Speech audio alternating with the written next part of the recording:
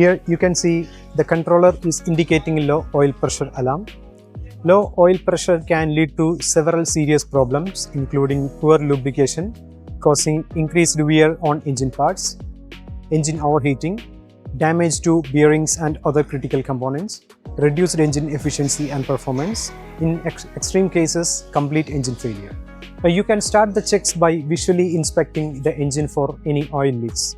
Check around the cylinder head, the engine block, and the gear chamber for any oil leaks. The next check is on oil pressure sensor. You can see the oil pressure sensor here. There are two kinds of outputs it can provide. One is digital and another one is analog. Here you can see on the oil pressure sensor, number 21 indicates a digital output to the controller, which is a physical on-off signal to the controller's digital input. If the oil pressure drops below the threshold, an alarm is triggered.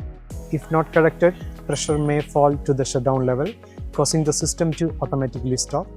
The switch value is fixed and it cannot be changed. Number 30 on the oil pressure sensor is an analog sensor. Analog signals are continuous and changes within a range. They work in two steps.